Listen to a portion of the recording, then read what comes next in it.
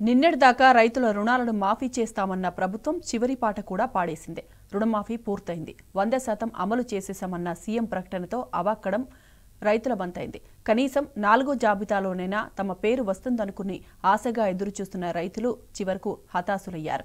రాష్ట్రంలో పలుచోట్ల రైతులు రోడ్డెక్కారు. సర్కారు దోకాపై కన్నెర చేశారు. రుణమాఫీ ఎవరికైంది, మా సంగతేంది అంటూ ఎక్కడికక్కడ అధికారులను నిలదీశారు. ఇక 2 లక్షల పైన రుణమున్న రైతుల పరిస్థితి మరీ దారుణం. సర్ది చెప్పేవారు లేరు, సమాధానం చెప్పేవారు కూడా లేరు.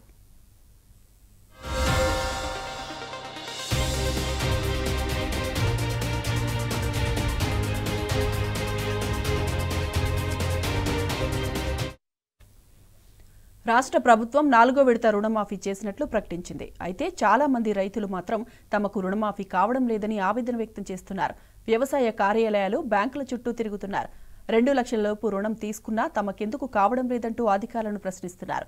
3వ విడతల్లో పేరు రాని వారు 4వ విడత జాబితా కోసం ఎదురుచూశారు. వారి ఆశలపై ప్రభుత్వం నీళ్లు జల్లింది. తమకు మాఫీ ఎందుకు కాలేదో తెలియడం లేదంటూ పలువురు రైతులు వాపోతున్నారు.